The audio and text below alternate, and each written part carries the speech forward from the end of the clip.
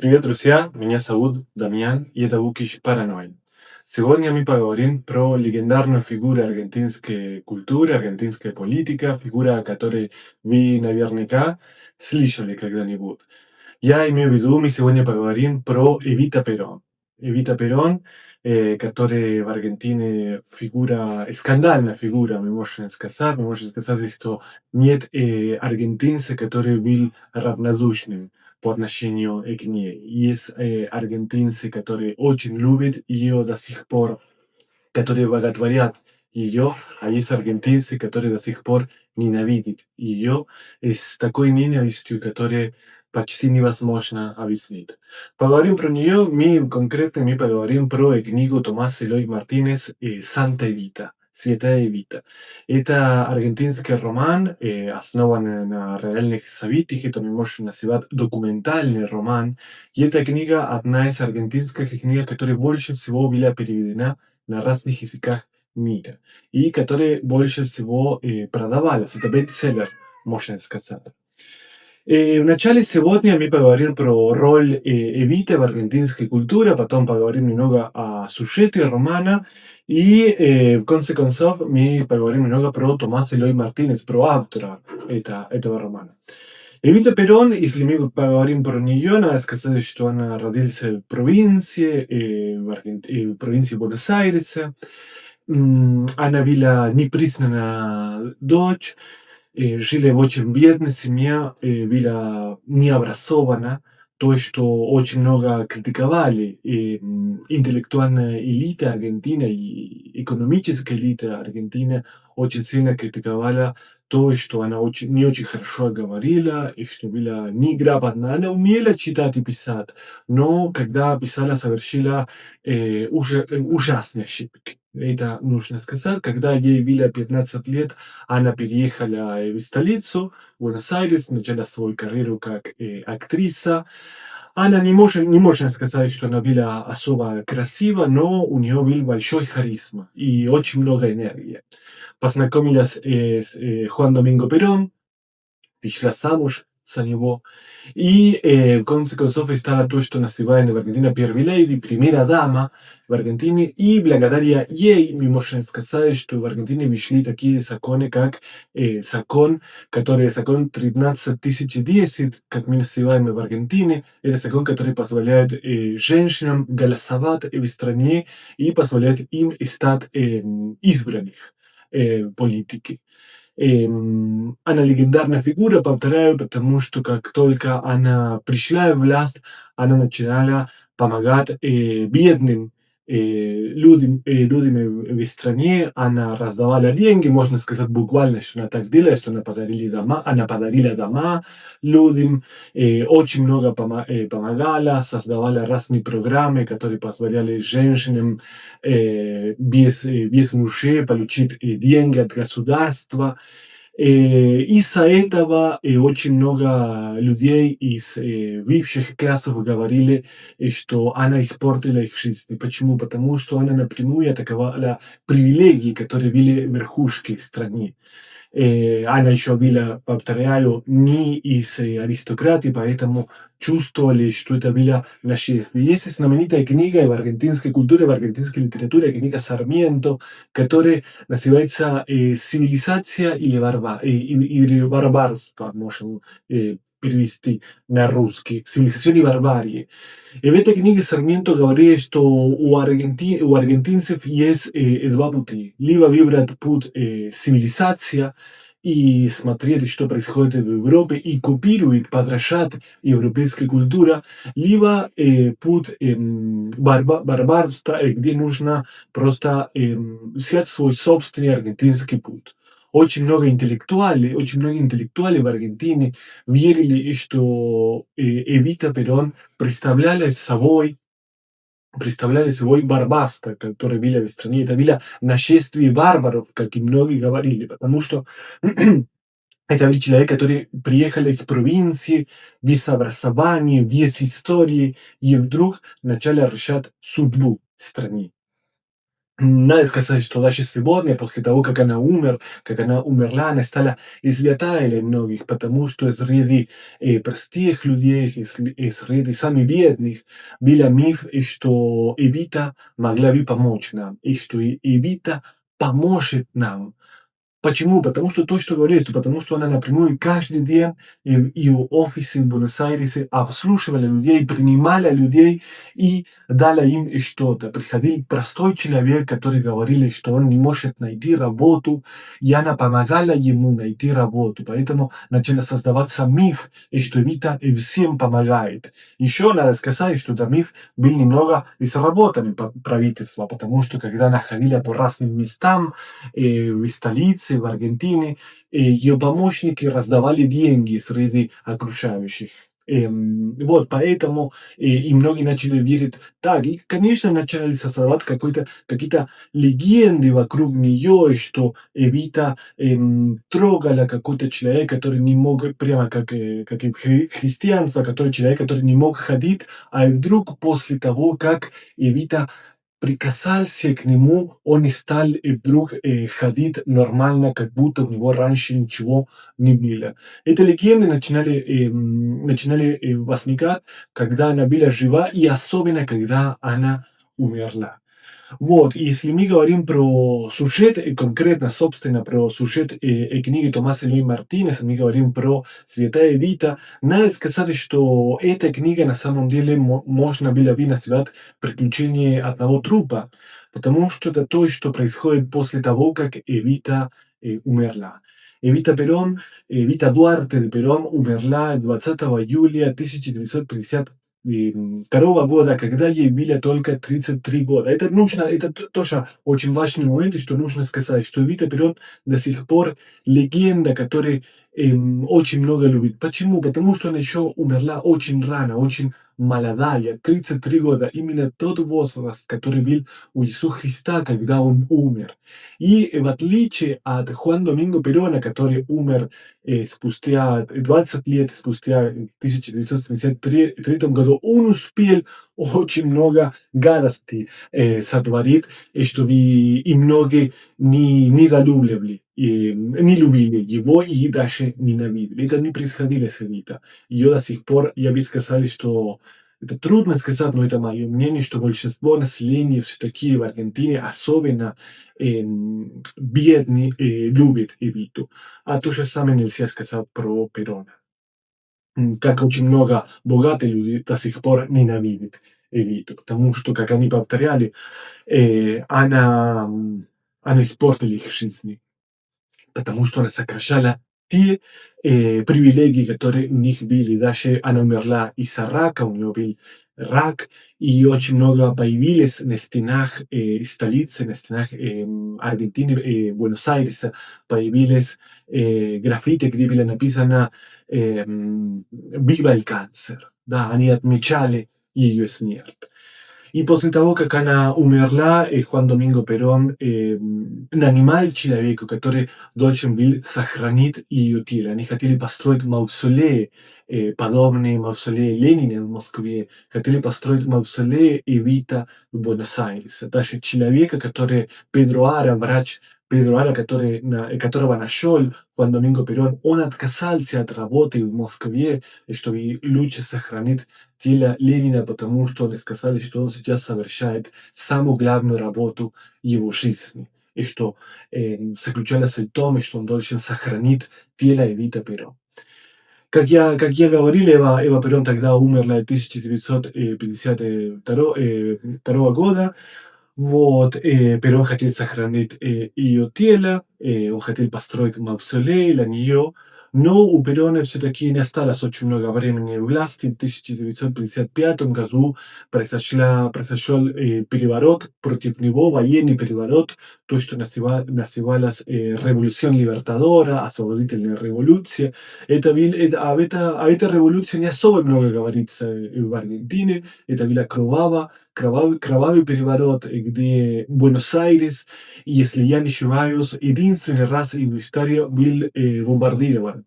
Воздушные силы Аргентины бомбардировали столицу своей страны. Это трудно поверить, бомбардировали правительстве дом, погиб, даже есть документы, где указывается, что один школьный автобус был достигнут, одна бомба попала в него, и очень много детей погибли. Это был кровавый переворот.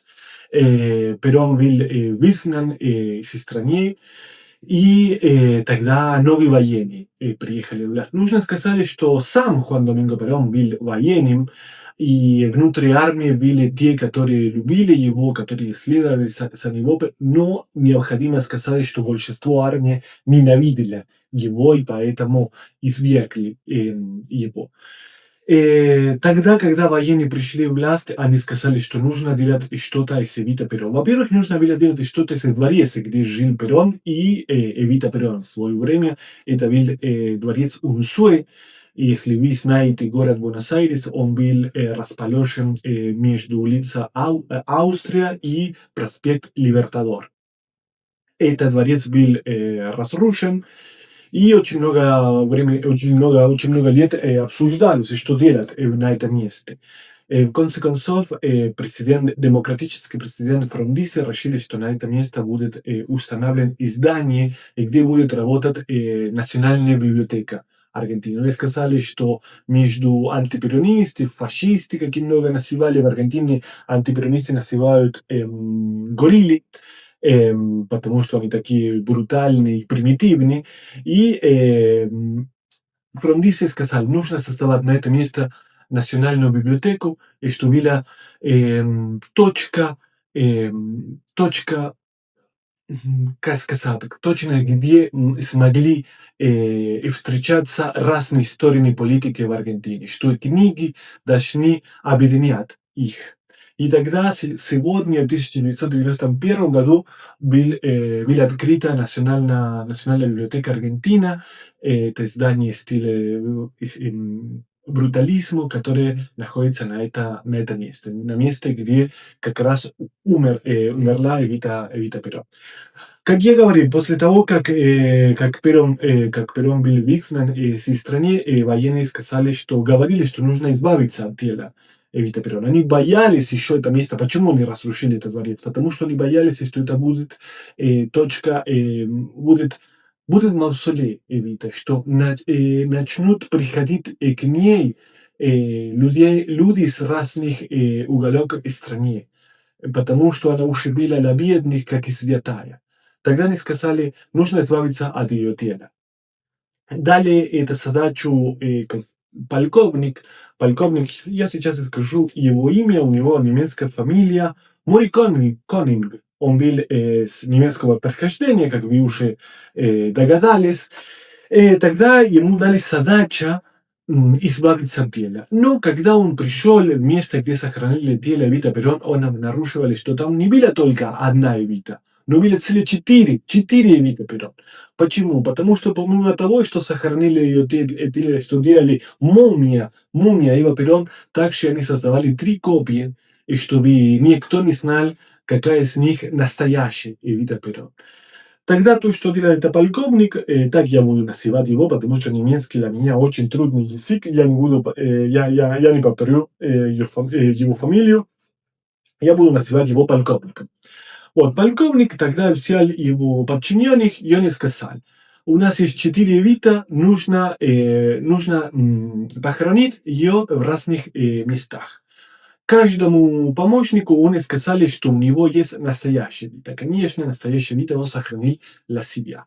Остальные, конечно, успешно выполняли свою задачу, но он сам, полковник, он не смог выполнять свою задачу. Он собирался прятать тело Эвита Перón, то, что сейчас называется Музей воды в Аргентине, если вы знаете Буэнос-Айрес, это сейчас Музей воды, тогда он был не был музей, был издание образ санитариas.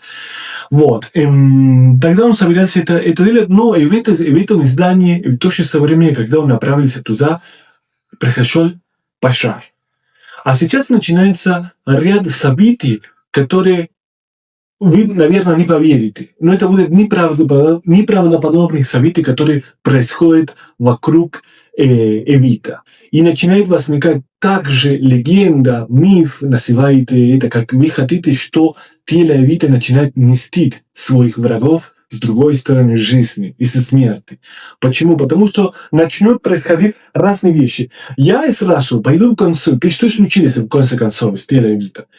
Эвита в 1976 году последние военные перевороты в Аргентине видели очень много военных переворотов, но последний военный переворот тело Эвита Перón вернули своей семье. Тогда решили похоронить труп Эва Перón на кладбище Реколета, где он сегодня отдыхает, скажем. Вот. Дело в том, что тело Эвита Перón на грузовике, они ездили на кладбище, а в тот момент, когда ездили на кладбище, у водителя машины был инсульт. Он умер на месте, и, конечно, попали в аварию, и два солдата, которые находились в задней части грузовики на аварии, также погибли. Но зато тело Эва Перón вообще не пострадало. Это последние события, но происходили разные события все время. После неудачной попытки спрятать тело Эвита Перón, полковник начал ездить, перемещаться по городу с телом, с трупом Эвита Перón, и вокруг него внезапно начинали возникать стихийные мемориалы. И что это значит? Он, например, остановился на каком-то месте в Буэнос-Айресе 3-4 часа, а вокруг машина, где находилась труп Эвита Перón, начинали появиться свечки, и цветы, письма, где люди просили чего-то у Эвита Перón. И так происходило все время. Они передвигались в другое место, и еще раз так происходило.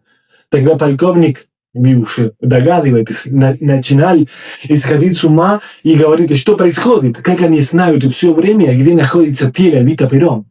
Тогда он решил в какой-то момент спрятать труп Эва Перón в кинотеатре в Палермо, в районе Палермо, в барrio Палермо, в Буэнос-Айресе. Он спрятал тело здесь, и здесь тоже происходит неправдоподобная история.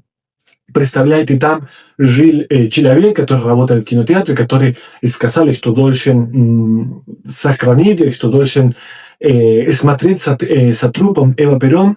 У него есть маленькая дочь. Дочь открывает гроб и видит Эву Перón. И что она думает? И что это подарок ее отца, и что это большая кукла для нее. Тогда начинает ухаживать за нее. И, конечно, что происходит? Люди узнают каким-то образом, что там находится труп Эва Перón, и там возникает также стихийный мемориал. Стихийный мемориал начинает появляться свечи, письма, цветы. В какой-то момент полковник уже начинает сходить с ума, и вокруг него кажется, что то же самое. Один капитан говорит ему, а давайте, полковник, послушайте, что он говорит, давайте, полковник, сохраним, спрятаем труп Эва Перón у меня дома. Я только живу с женой, правда, жена беременна, но она все время лежит, потому что у нее трудно беременности, она все время лежит, она вообще ничего не узнает, не заметит ничего. Давайте так сделаем. Полковник, у него вообще вариантов очень мало, он даже говорил президенту Арамбуру, кстати, интересно, президент Арамбуру был глава переворота против Перона. Он в 1970 году был похищен Монтонерос. Монтонерос это было партизанское движение в Аргентине. Интересно, что это было партизанское движение. Вообще-то я не хочу говорить в этом видео о движении перонизма. Это очень трудно объяснить. Даже для нас, для аргентинцев, это очень трудно понимать, что это такое. Но нужно сказать, что в перонизме были разные направления. И нужно сказать, что, например, партизаны Монтонерос это было направление коммунистическое. Можно сказать, что были перонисты-коммунисты. об этом в другой раз, если хотите, мы можем говорить. Это очень трудно объяснить. В общем, они похищали Арамбуру, и одно требование перед тем, как расстреляли его, было, что он вернул труп Эва Перón. Потому что нужно сказать, вот, послушайте, я уже говорил, тело Эва Перón был похищен в 1955 году, во время переворота. Его вернули только в 1976 году. Получается, что он и 20 лет никто не знал, где он был. И нужно сказать, что после переворота 1955 года в Аргентине был запрещен произнести имя Перона. Тем более Вита. Если какой-то человек и в школе, или на улице говорил имя Перон, его посадили на 5 лет. Или хуже. Вот, поэтому это было движение перонизма, было движение, которое было полностью запрещено в Аргентине. Даже упомянуть их было запрещено. Вот, и в это время тело Эва Перón совсем исчезает. Никто не знает, где находится. Вот. Вернемся к этой ситуации, где капитан и его помощник говорит, давайте, полковник, спрятаем труп Эва Перón у меня дома. Этот капитан был немного больной на голову, он не был очень здоровый человек, он начал общаться с трупом Эва Перón, говорили, что он постоянно смотрел на нее. Нужно сказать, делая маленькое вступление, нужно сказать, что врач, который так хорошо сохранил тело Эва Перón, его зовут Педро Ара, он написал и книгу об этом, и книгу вы можете найти в библиотеке иностранной литературы, на оригинале, конечно, где он говорит очень много об этом. Кажется, что очень многие говорили, что он и влюбился в труп Эва Перón. И тоже повторяю то, что начало происходить с людьми, которые находились близко к трупу Эва Перón, они начали с ума сходить. И очень много говорили, что он влюбился в труп Эва Перón, и когда старался, когда отобрали у него труп Эва Перón, он сопротивлялся. И когда полковник спрашивает у него, ну как выглядит труп, та женщина, так называли, представителя, военные и аристократия так называла Эва Перón всегда, это женщина. Женщина. Как выглядит эта женщина? Труп этой женщины. И он тогда говорит слова, это жидкое солнце. Это выглядит как жидкое солнце. Ну, соль ликвид. Говорит. И полковник смеется, когда слушает врача, говорит такие слова, но когда смотрит на нее, он смотрит на нее, не может оторвать глаза от нее, и он говорит, действительно, это жидкое солнце. Вот. Вернемся к этой ситуации еще раз. Тогда капитан начинает общаться с трупом Эва Перón, начинает читать книгу мертвых из Египта. И в какой-то момент он, конечно, об этом ничего не говорит его жене, и в какой-то момент он возвращается домой и расстреляет. Расстреляет его жену. Почему?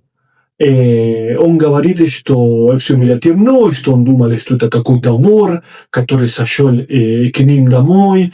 Потом были другие версии, что на самом деле он пришел домой уставший, направился к комнате, где спрятались тело Эва Перón, и там он нашел жену и очень сильно слился, и поэтому убил ее. Другие версии говорят, что на самом деле он думал, что Эва Перón поднималась из гроба, и тогда из страха прямо в упор стреляли в нее. Есть разные версии, но, конечно, это был большой скандал, и в армии, конечно, узнали об этом, узнали, что полковник на самом деле врал, он сказал, что он уже все сделал, что Эва Перón уже была, что уже ее похоронили, и все это, конечно, была неправда. Это очень интересно в романе Томаса Элой Мартинес, как он это рассказывает, и почему я говорю, что это документальный роман. Потому что Томас Элой Мартинес, сейчас начинаем немного говорить про него, про автора этого романа, он начинает говорить, что с самого начала фигура Эва Перón ему была неинтересна. Он говорит, для меня это была какая-то женщина простая, агрессивная, ему не было особо интересно. Она умерла, когда ему было 18 лет, он начинает свою карьеру в журналистике, и люди начинают ему говорить про Эва Перón. Он берет какое-то интервью у какого-то человека, и люди начинают говорить про нее, а ему это не интересно. И в какой-то момент он берет интервью, например, у парикмахера Эва Перón. Парикмахер, он берет интервью, потому что это был человек, который работал в кино, был очень популярный, на самом деле, среди актеров. Но он не хотел спросить про Эва Перón, он просто хотел спросить про его самого, про его биографию, как он пришел в киноиндустрию и так далее. А этот человек вместо этого начинает говорить про Эва Перón и говорит, это я создал ее. Когда я познакомился с ней, она была какая-то провинциалка, она даже одеваться не умела, она даже говорить не умела, я научил ее всему. И таким образом Томás Элой Мартинес даже вопреки себя начинает писать этот роман. И в какой-то момент, сейчас я сделаю большой прыжок впереди, я говорю, например, скажу, что в 1989 году у него была большая депрессия, он просто сидел дома, ничего не делал постоянно, его друзья, его семья звонили, потому что, конечно, переживали, что у него депрессия, что он ничего не может делать, не может работать, не может читать, ничего не может делать. А в какой-то момент телефон звонит. А он его почти всегда игнорировал, когда ему звонили, потому что это были друзья, это была семья. Но в этот раз он берет трубку. И тогда, и нужно сказать, что до этого, в 1985 году, он тоже написал документальный роман, но про Перón. Да, в какой-то момент он стал, идеи перонизма стали ему близки, он познакомился с Пероном, он тоже брал интервью у него, и после того, как брал интервью у Перона, он написал книгу про Перона, где еле-еле он упомянул пару раз Эвита Перón, но я повторяю, Эва Перón не особо было ему интересно. Вот, и тогда он что-то написал про Эва Перón, но кажется, что написали что-то не так, потому что ему позвонили и говорят ему, мы ждем вас в кафе, как называется это кафе, всегда табак. Табак.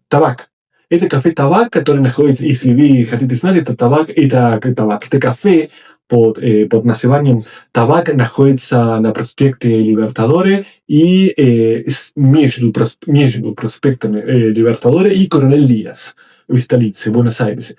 Ему звонят и говорят, мы ждем вас в кафе.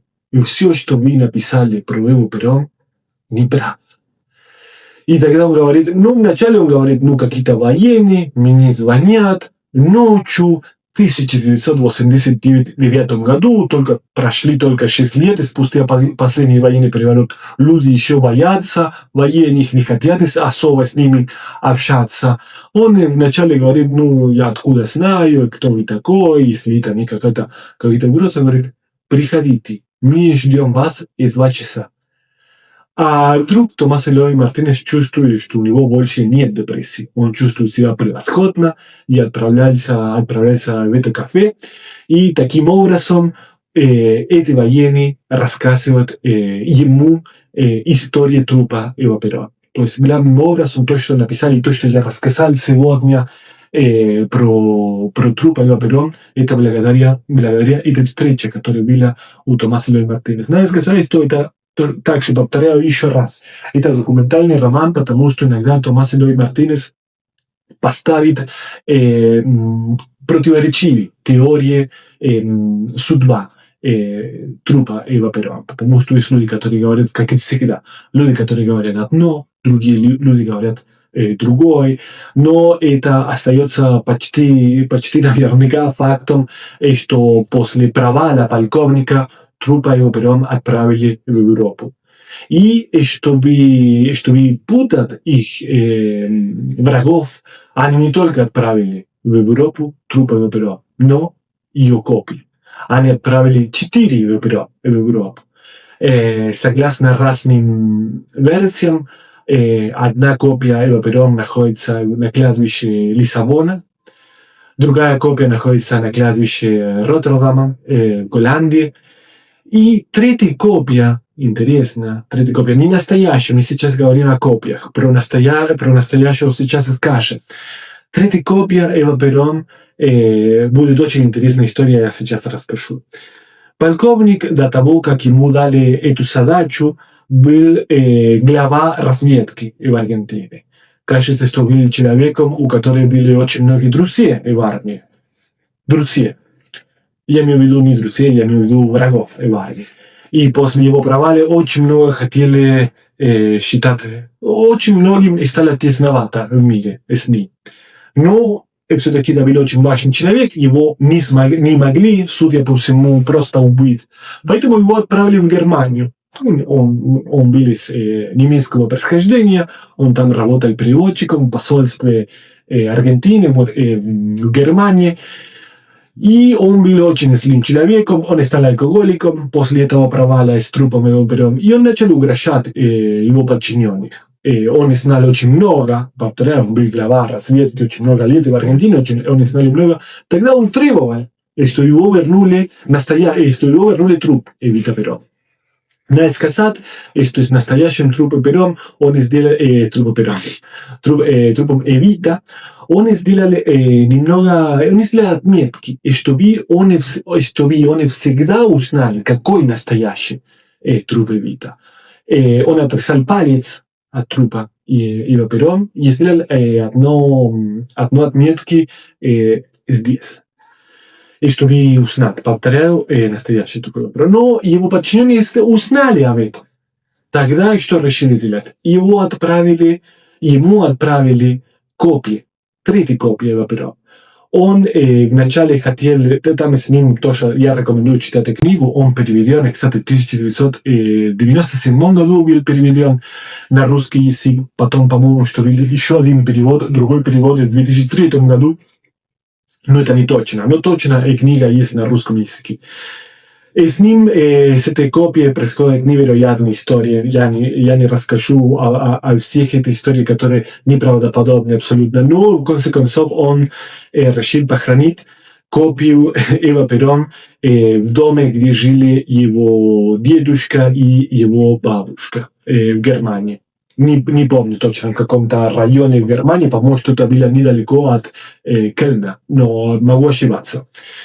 Но самое интересное происходит сейчас на самом деле, потому что после того, как он все это делал, он возвращается в посольство, где он работает, а ему звонят из Аргентины, где требуют, что он должен вернуться в Аргентину.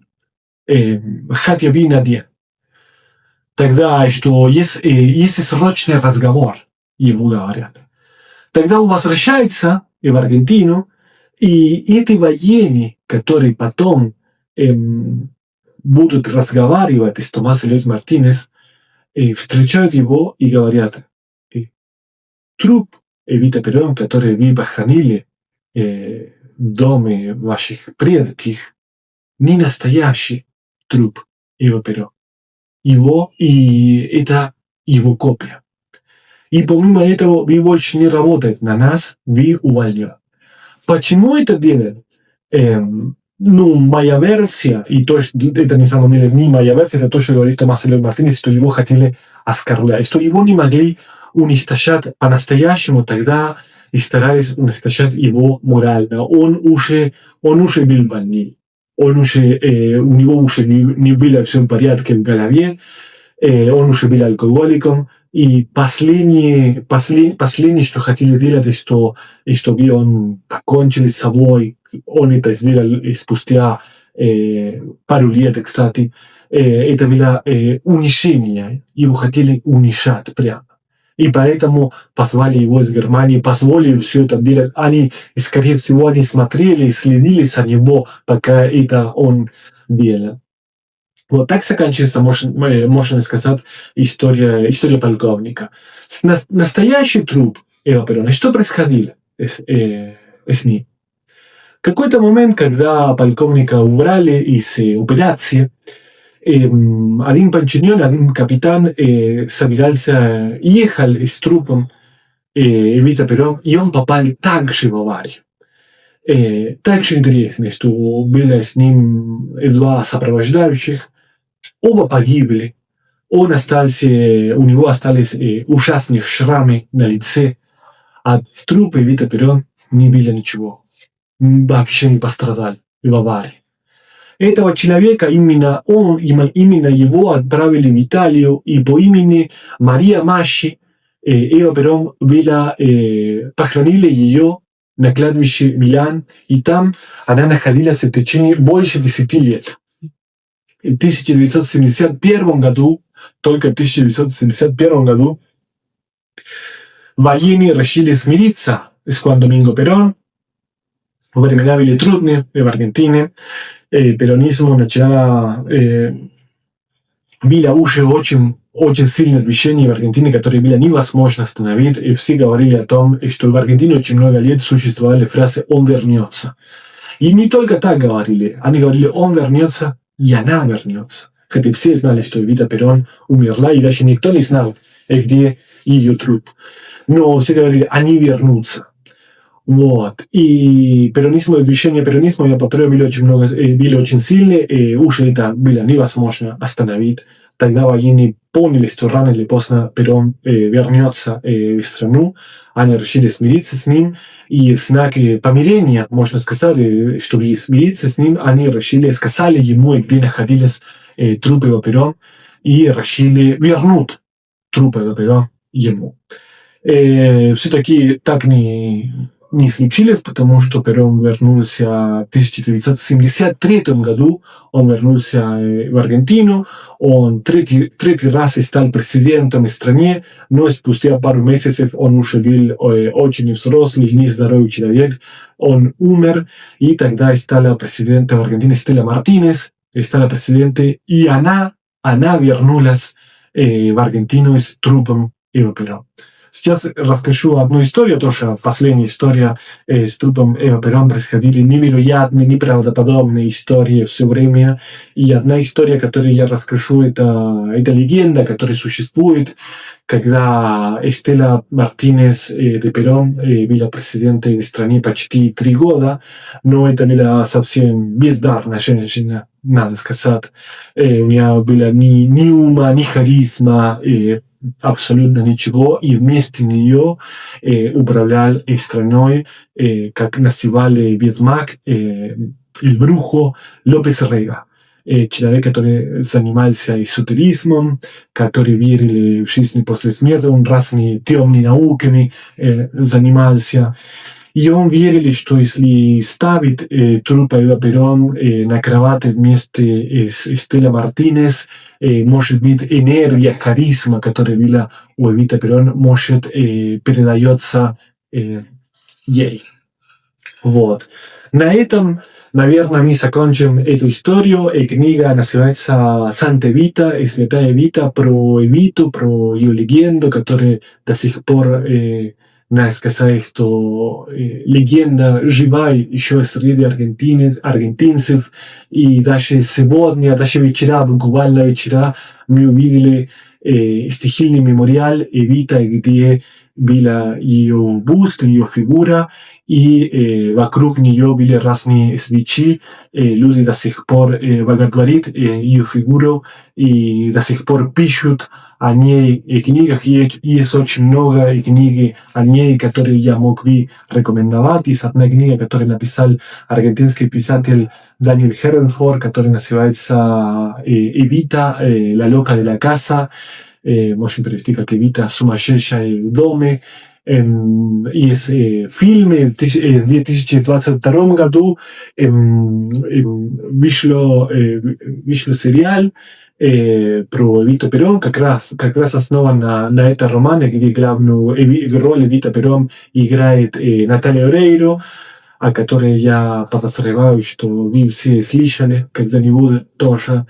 Вот, и где он играет главную роль, сериал очень хорошо сделан и очень хорошо описывает абсурд и все, что происходило с трупом Эвита Перрон. Спасибо, что вы дошли до конца видео, и надеюсь, что вам понравится. До скорого. Muchas gracias. Пока-пока.